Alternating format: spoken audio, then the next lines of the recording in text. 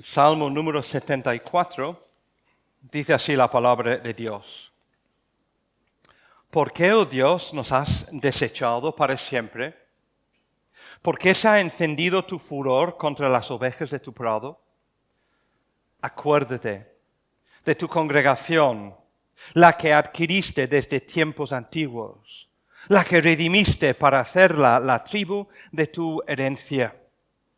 Este monte de Sión donde has habitado, dirige tus pasos a los asolamientos eternos, a todo el mal que el enemigo ha hecho en el santuario.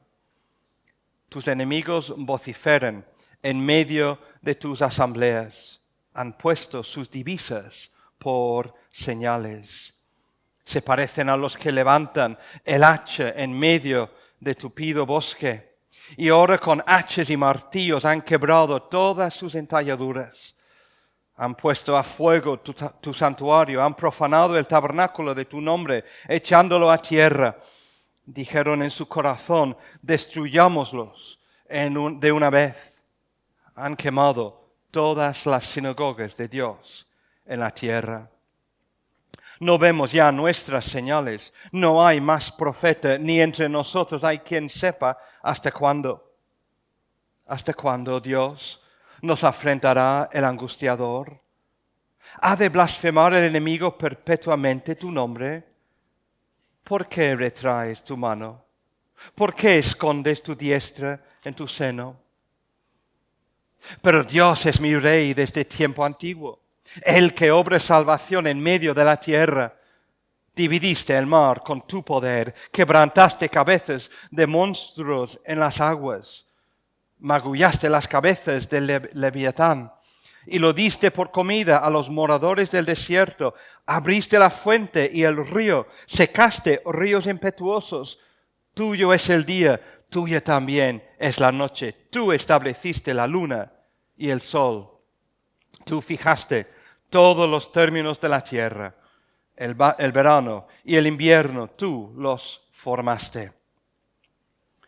Acuérdate de esto, que el enemigo ha afrentado al Señor, y pueblo insensato ha blasfemado tu nombre.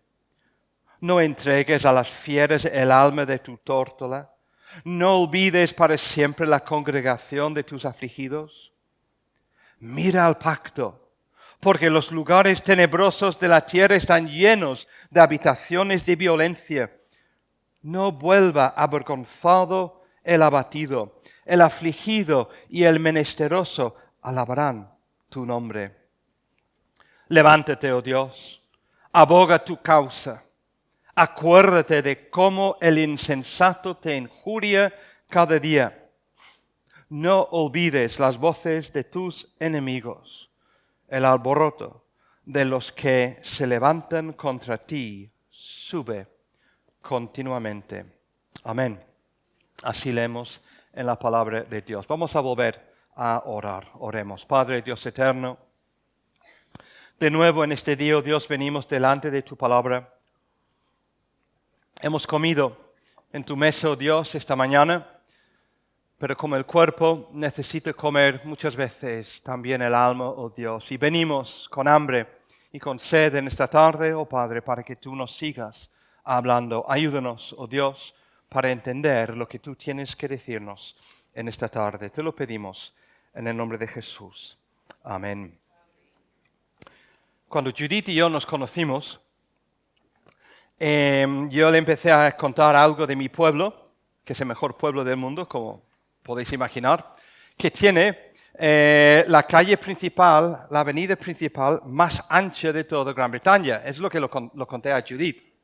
Judith luego me dice, no, pero eso no es verdad, porque tú no has visto a mi pueblo, que mi pueblo tiene la calle más ancha de que todo el Reino Unido. Digo, lo dudo mucho, pero como quiero impresionarte y quiero que sigamos hablando y saliendo y siendo novios y todo eso, te voy a dar la razón. Y así hemos seguido 33 años, pero bien. Es muy ancho la calle de mi pueblo. Muy ancha. Yo recuerdo un día que mi padre me llevó allí cuando tenía yo a lo mejor 8 o 9 años, o menos, quizás 6. Y me llevaba a una zona allí, muy antigua, donde estaban las grúas y las palas, y estaban derribando un teatro antiguo, el Imperio lo llamaban.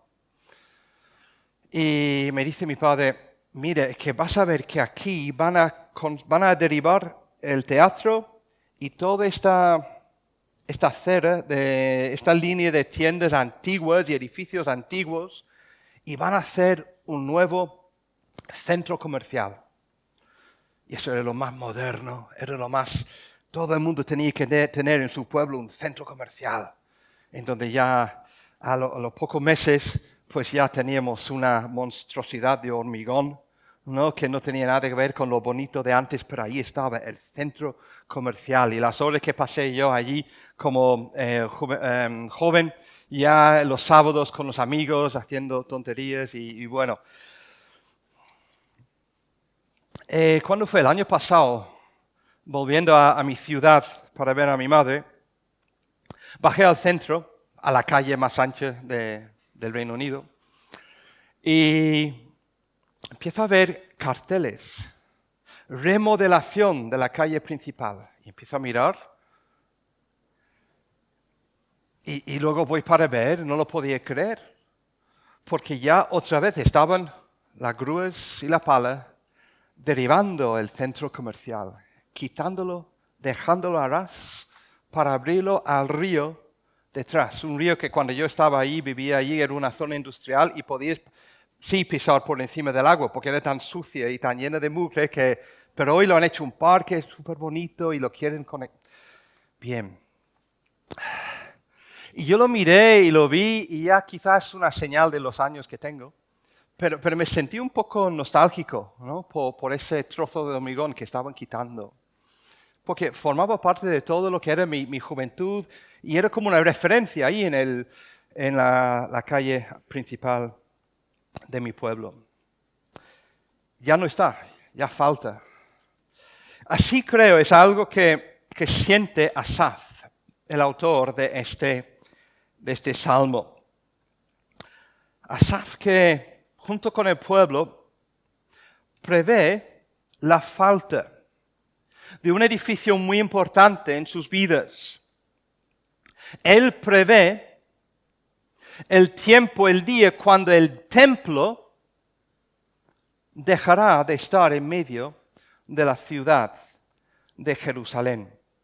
Asaf, bien, era el hombre nombrado por David cuando David, el rey David, estaba ya haciendo planes para la construcción del templo, que sabemos que después es su hijo Salomón quien lo lleva a cabo, pero David nombra a diferentes responsables y Asaf y su familia es nombrado como los cantautores del templo.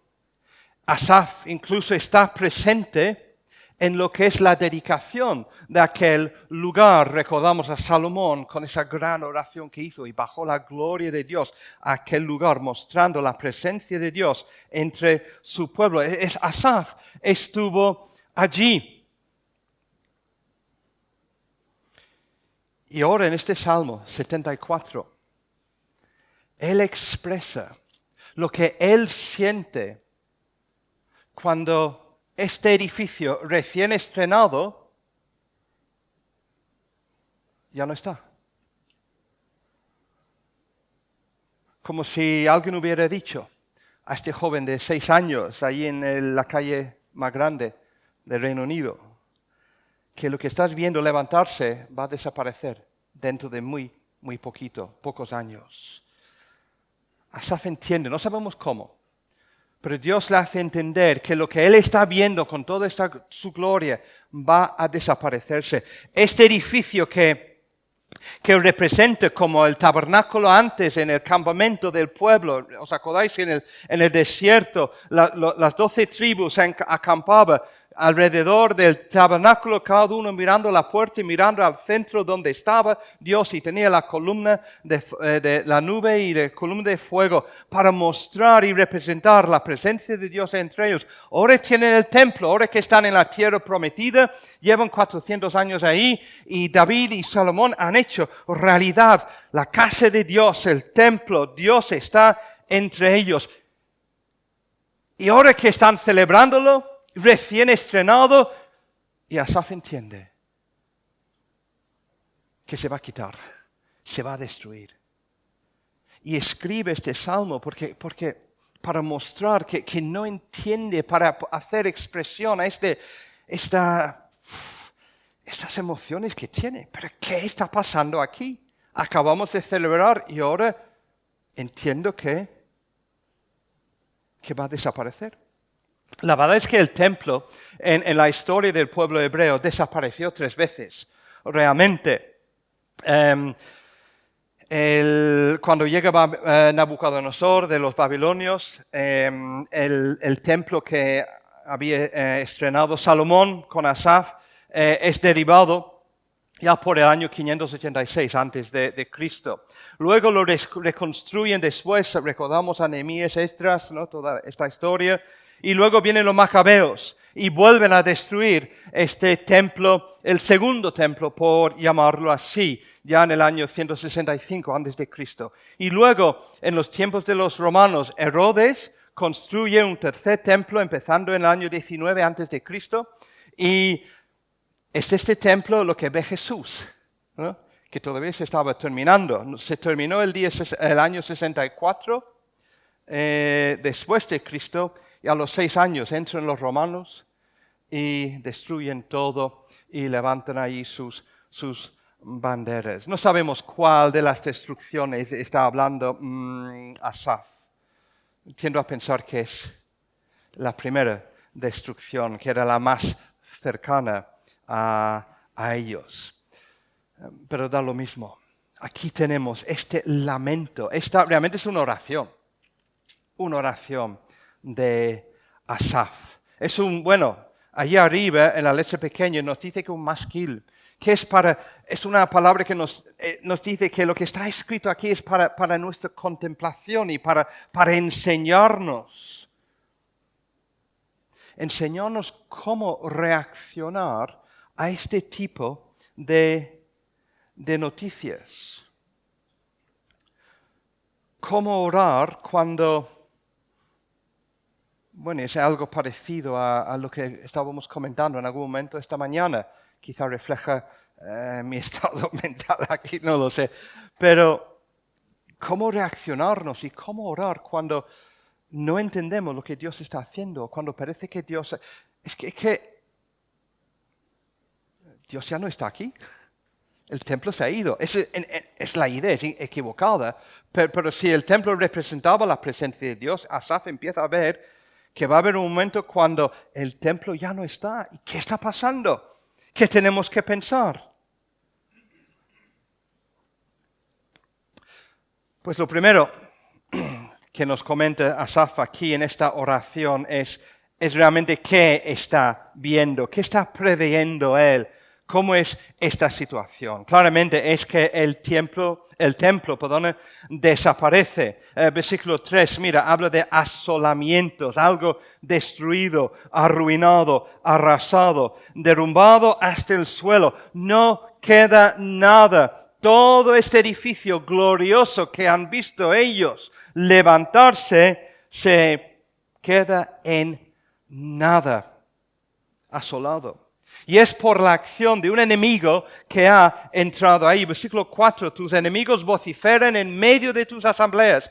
Han puesto sus divisas por señales. Ahí entran esos ejércitos y empiezan a destruir, empiezan a levantar sus señales, sus divisas. Esas son las banderas de los ejércitos, las regias, el estandarte militar, la bandera suya que declara, mira, nosotros estamos aquí. Eso ahora ya es nuestro. Uno de mis héroes, fuera de los héroes de la Biblia, es un explorador británico llamado Robert Falcon Scott, que era el hombre que estaba empeñado en llegar al Polo Sur, ser el primero en llegar allí. Fue ya al principio del siglo XX, en el 1908 creo que era, y fracasó, no podía llegar. Y la segunda vez volvió Y hay, bueno, hay películas, hay libros que el diario que él escribió, van por la nieve, van ya tirando sus trineos con perros y todo. Llegan allí cerca después de, creo que eran 130 días de andar ya por el frío del Polo Sur, hasta que ya hacen sus cálculos y van viendo que mañana vamos a llegar ahí y vamos a plantar nuestra bandera. Y cuando el día después se van acercando, ya van mirando dónde está el Polo Sur y ven que han llegado una semana antes los noruegos y han plantado su propia bandera diciendo, ese es nuestro, ese es nuestro. Eso es lo que ha pasado. El templo ahora no es de Dios, es del enemigo. Es como si alguien entrara aquí y levantara aquí un Buda, ¿no? Aquí, en medio de nosotros. Así sentía el pueblo, viendo, pensando en lo que estaba pasando allí. Y luego, versículo 5, versículo 6, y entran ahí con el hacha, entran allí con martillos, van destruyendo toda esta madera que con tanto cuidado lo han traído, lo han tallado, lo han formado, cipreses y cedros del Líbano. 80,000 hombres cortando en el Líbano estos árboles, 30,000 hombres que estaban ahí para prepararlos para el transporte, 70,000 hombres transportando toda esta madera y luego lo llevan al templo, lo forman, los tejados de madera cubierto de oro, todos los paneles de las paredes tallados muy bonitos, todo de madera, y entran ahí a hachazos a destrozar todo.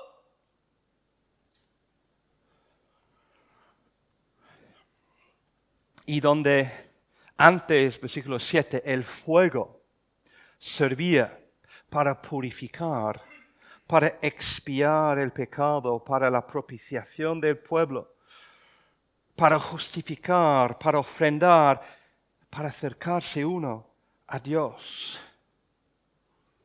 Ahora, este mismo fuego, estas mismas llamas, los soldados lo han usado para arrasar toda la casa de Dios. Y con ello han destruido el tabernáculo, la morada de Dios en la tierra. Su nombre ya no tiene lugar para morar entre su pueblo. Por lo menos así les apareció al enemigo. Y a Asaf también en un sentido. Versículo 8, dijeron en su corazón, destruyámoslos de una vez. Han quemado hasta incluso todas las sinagogas de Dios en la tierra. Todo lugar santo, sagrado en toda la tierra, destruida. Porque quieren quitar a Dios de en medio. Pregunto si algo así no nos parece el mundo en que vivimos. Todo está al revés. Vivimos en términos espirituales en un mundo que es enemigo a lo que es la cosa de Dios. Que va todo en contra a las cosas de Dios, la palabra de Dios, el pueblo de Dios. La gente hace lo que quiera.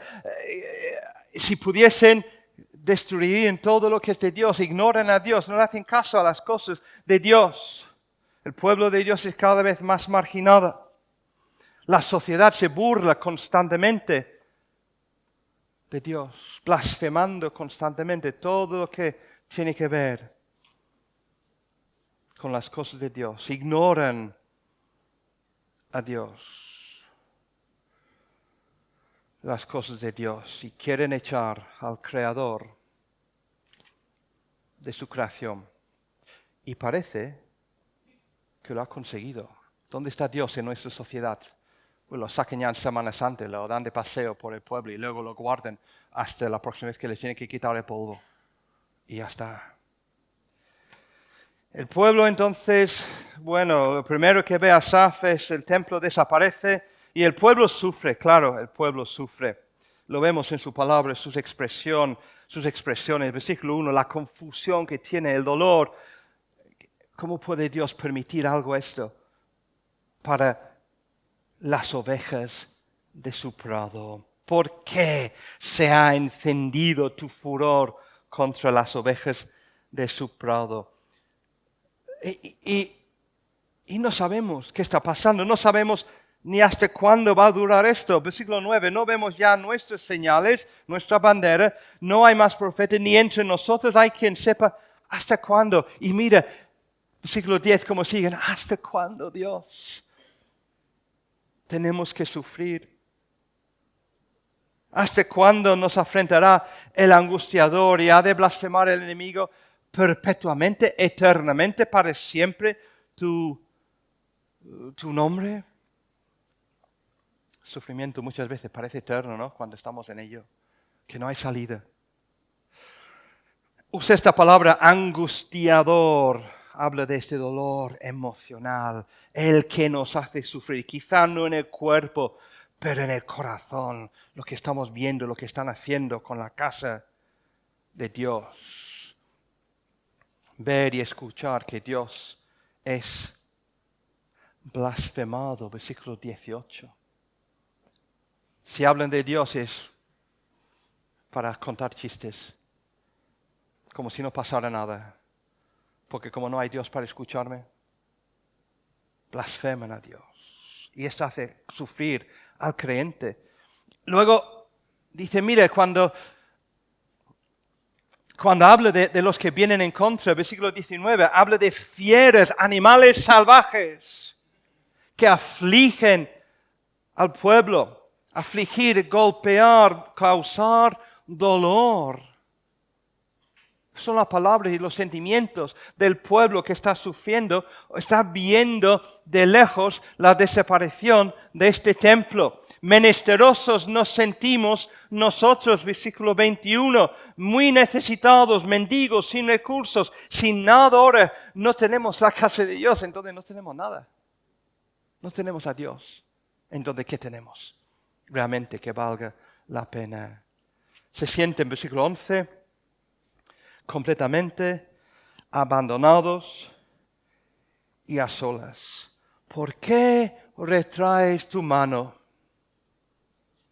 ¿Por qué escondes tu diestra en tu seno? Es la idea de en aquel entonces el hombre que guardaba su mano derecha, la mano de poder, la mano de luchar, de pelear, lo guarda ya entre sus ropajes y no lo saque. Es como si, en términos de hoy, el salmista dice, ¿por qué, oh Dios, tienes las manos en los bolsillos y no haces nada? Así se sienten. Así se sienten. No es solo una oración, es un grito de desesperación lo que tenemos aquí de este pueblo. ¿Cuántas veces parece que Dios no hace nada? Como en los tiempos de Esther y Mardoqueo, como vimos en esta mañana. ¿Os acordáis de Elías en el monte de Carmelo? Cuando está diciendo a los profetas, mira, vuestro Dios no hace nada. Está dormido. Está de viaje. Dios es que no hace nada. O incluso Eliseo y su siervo cuando están en Dotán, ¿te acuerdas? Y sale el siervo por la mañana y ve a todos los soldados de los enemigos de Eliseo ahí. Dice, Padre, ¿qué vamos a hacer? ¿Y qué dice Elías? Bueno, Dios abre sus ojos. ¿Por qué? Porque este hombre se sentía solo, sin la presencia de Dios. Vemos todo lo que hace el enemigo. Nos afecta, sufrimos espiritualmente por la gloria de Dios, sufrimos personalmente por el daño que nos hacen a nosotros y a los nuestros, sufrimos emocionalmente por ver la ausencia de acción de respuesta por parte de Dios. ¿Por qué Dios no levanta otra vez simplemente el templo? ¿Por qué no protege a su templo? Entonces, el templo desaparece. El pueblo sufre. Y también, versículo 9, no hay palabra profética. Casi no lo vemos, casi lo perdemos, pero está ahí. Versículo 9, no vemos nuestras señales, no hay más profeta. No solo desaparece el lugar de Dios, sino ya no se oye la voz de Dios. No hay más profeta. Recordamos que cuando cae el templo, Nabucodonosor es llevado a Egipto y durante un tiempo, hasta que lleguen Daniel y Ezequiel, no hay profetas. Y mucho menos en todo lo que es la tierra allí de Jerusalén. No hay profeta, no hay voz de Dios, no hay quien escucha, porque ya no se oye. Hablamos las escrituras y la gente no escucha. Comentamos de la Biblia, las personas no nos hacen caso. Decimos que es la palabra de Dios y dicen, ¿y qué? ¿A mí qué? No toman en cuenta la palabra de Dios en sus vidas, en sus decisiones. Peor incluso, si se predica la palabra y no tiene efecto. Nosotros, domingo tras domingo, predicamos aquí la palabra de Dios. Anunciamos la palabra tanto para los que somos de la familia de la fe y no crecemos como debemos. Y luego también predicamos la palabra para que otros lleguen a conocer a Jesucristo como su Salvador y su Señor, el Evangelio, y no se convierta la gente en masa. Sabemos lo que dice Isaías 55:11. Así será mi palabra, que sale de mi boca, no volverá a mí vacío, sino que hará lo que yo quiero y será prosperada en aquello para que la envié.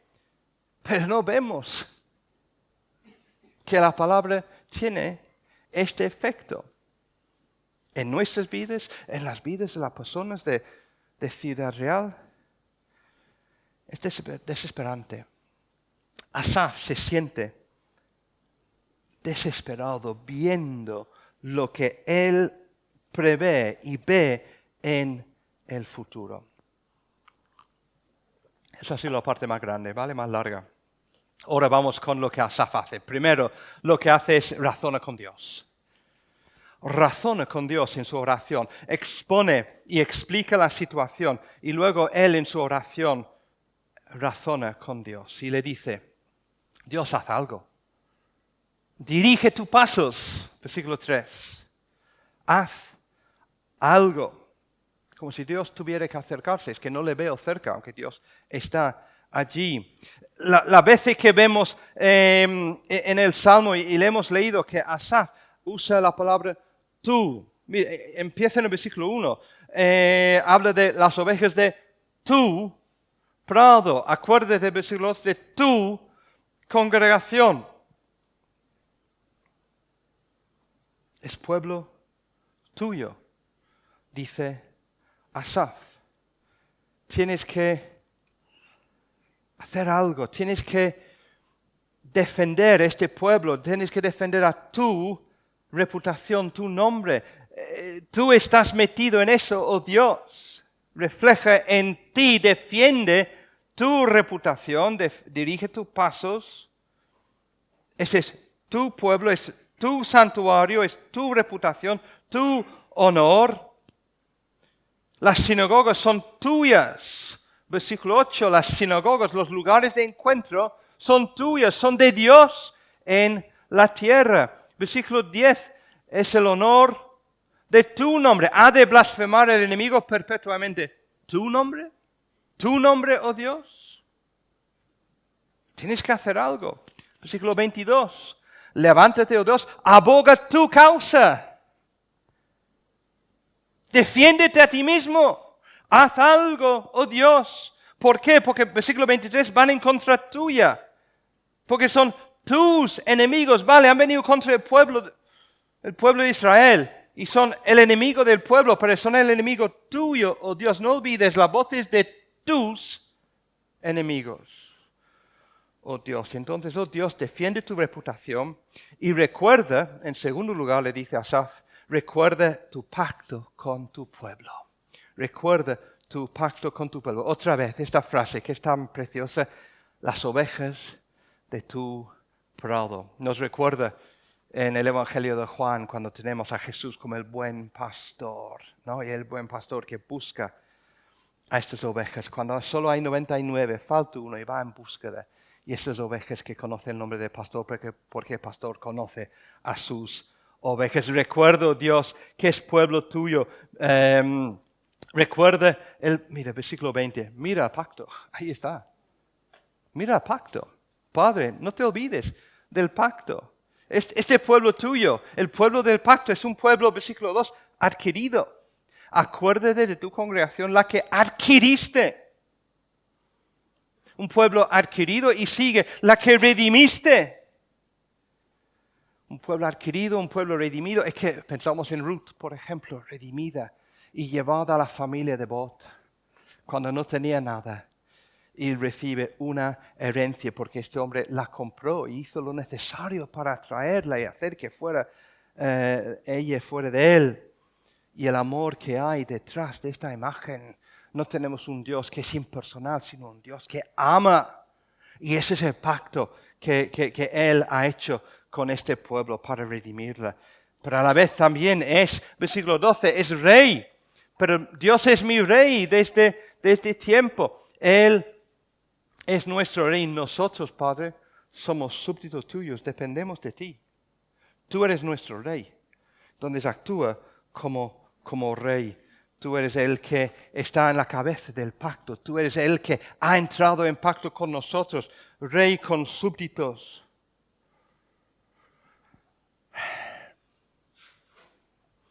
Podemos decir mucho más, pero anima a orar. Y anima a orar así. No es tener cara cuando venimos de Dios, delante de Dios así. Es simplemente repasar delante de Él las cosas que son y decir, eres un Dios grande, defiéndete. Tú tienes un nombre grande, defiéndelo. Tienes una gloria grande, hazlo saber y hazlo ver. Y has entrado en pacto con un pueblo. Nosotros somos este pueblo. Oh Dios, obra por amor a nosotros, oh Padre, te lo pedimos. Asaf razona con Dios, pero también razona con el pueblo. Razona con el pueblo. En tercer lugar, mire, él, versículos 16, 17, dice al pueblo, mire, recuerda, cuando estáis pensando y desesperados y no entendéis lo que Dios está haciendo, no entendéis cómo puede Dios permitir que se quite el templo cuando lo acaban de abrir, recuerda de quién estamos hablando. Versículo 16, 17. Dios es el creador, tiene el poder del creador. Tuyo es el día, tuya también es la noche. Tú estableciste la luna y el sol. Tú fijaste todos los términos de la tierra, el verano, el invierno. Tú los formaste. El Dios a quien no entendéis y no sabéis lo que está haciendo, este Dios tiene poder porque es el creador vuestro. Y también es el Dios de poder que ha salvado a su pueblo de Egipto. Recordad lo que Él ha hecho, versículo 12.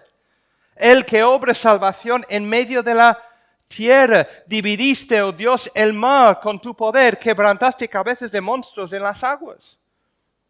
Partió el mar rojo para que saliesen de Egipto y partió el Jordán para que entrasen en la tierra prometida. Es lo que Dios ha hecho, es parte de nuestra memoria. Sabemos cómo es Dios, en donde no es tanto para desesperarnos. Recuerda que Dios es un Dios de poder como creador, es un Dios de poder para salvar a su pueblo, es un Dios de poder que ha sostenido a su pueblo. Versículo 14, 15, magullaste la cabeza de Leviatán, lo diste por comida a los moradores en el desierto. ¿Qué comían en el desierto esos 40 años? Pan que Dios enviaba, maná. Los codornices que Dios dejaba volar y caer en el desierto. Y luego cuando no tenían para beber, versículo 15, abriste la fuente y el río, secaste ríos impetuosos. Dios os ha sostenido durante todo este tiempo. Entonces ahora llegáis a un momento de no saber. Recordad, incluso orando cómo es Dios. Repasar delante de Dios en vuestras oraciones lo que hace Asaf con este pueblo. Repasar cómo es este Dios. Un Dios que no se quedará totalmente vencido por el enemigo. Orar así también nos da ánimo. Recordar al Dios que tenemos. Recordar, Dios nos ha creado. Es nuestro Salvador. Nos ha sostenido hasta aquí. ¿cómo es que ahora nos va a abandonar? Aunque no lo vemos en este mismo preciso momento. Un día triste, un día negro, un día donde se va la esperanza, un día oscuro.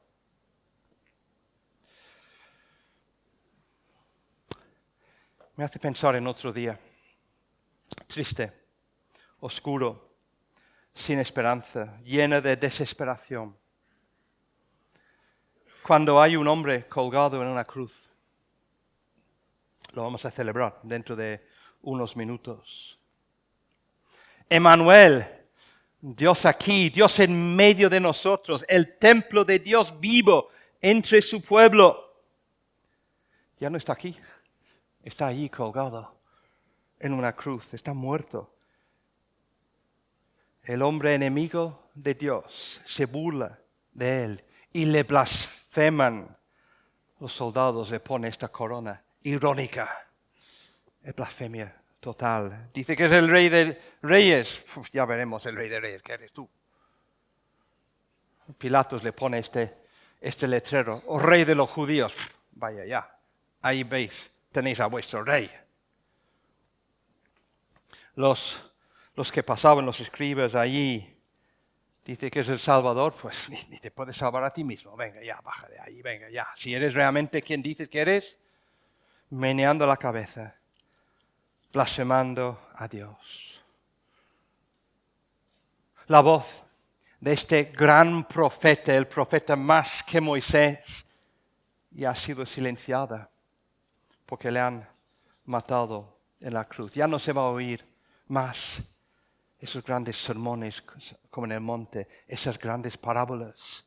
Han apagado la voz de Dios, creen. Y ahí está el Hijo de Dios en una cruz. ¿Por qué no hace Dios algo? ¿Por qué no le baja de allí? Si Él mismo dice que es Dios, ¿por qué no baja? ¿Por qué no usa este poder divino para bajar? ¿Por qué, oh Dios, ahí en la cruz? ¿Por qué retraes tu mano? ¿Por qué escondes tu diestra en tu seno? ¿Por qué tienes, oh Dios, las manos en el bolsillo y tu Hijo está muriendo ahí en la cruz? ¡Qué desesperación! Para los que lo vivían, para los discípulos que habían pasado 3 años allí viendo a este hombre, a Jesucristo, pensando, convenciéndose de que este era el anunciado por Dios, el ungido de Dios, el Mesías, el Cristo, el que iba a venir a salvar al mundo, y ahora le ven muerto en una cruz. Donde no era él. ¡Qué desesperación! Ay, pero pocas horas después,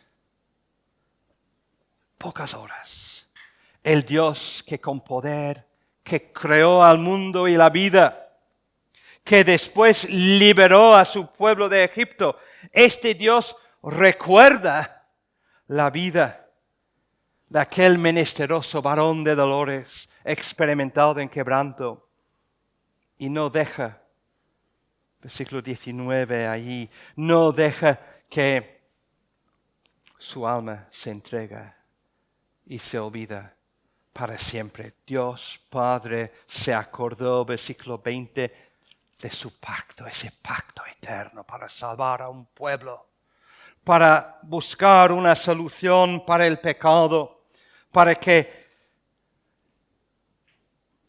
hubiera salvación para los menesterosos.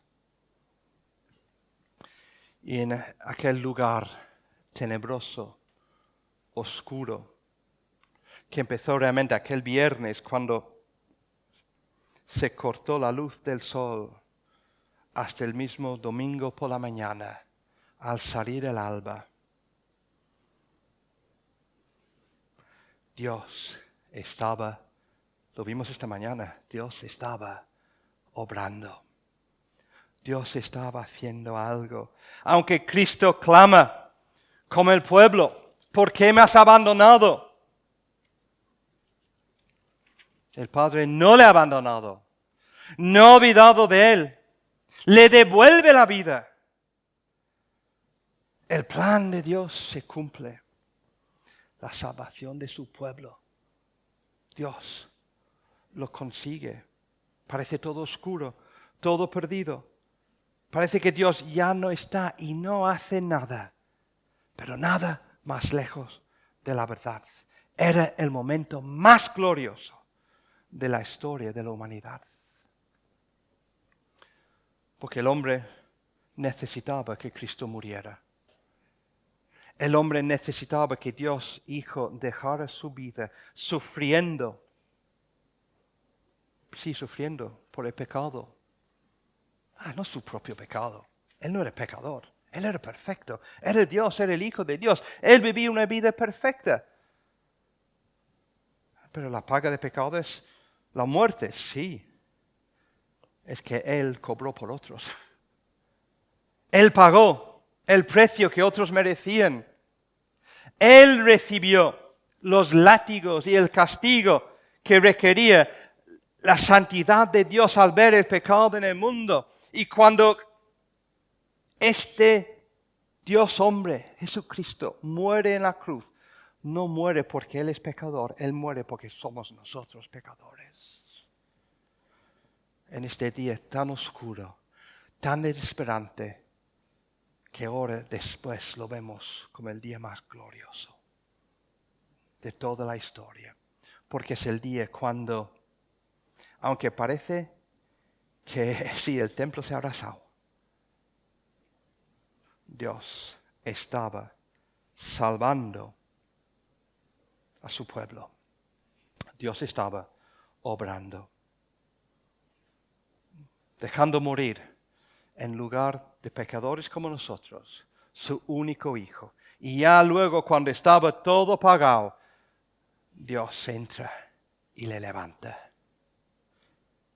le resucita y abre la tumba, quita la piedra para que todo el mundo viera que Jesús ya no está allí, que ha levantado, ha resucitado.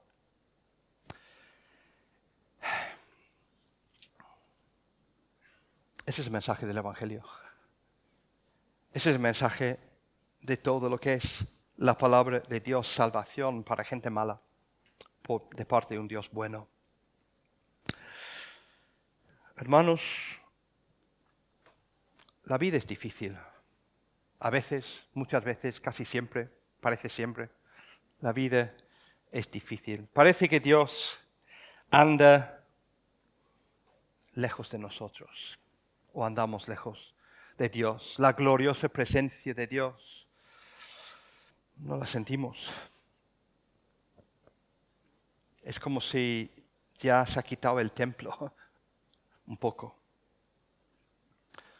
Pero Dios, el Dios de poder, el Dios que nos ha creado, el Dios que te ha hecho, el Dios que te ha salvado, si es suyo, eres suyo, el Dios que te ha sostenido hasta aquí en esta vida, este Dios que resucitó a su Hijo Jesucristo después de verle morir en la cruz.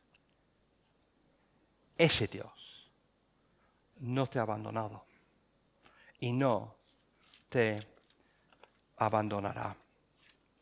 El apóstol Pablo, hablando en Romanos 8, dice esto: ¿quién nos separará del amor de Cristo? Tribulación, angustia, persecución, hambre, desnudez, peligro, espada. Como está escrito: por causa de ti somos muertos todo el tiempo, somos contados como ovejas de matadero.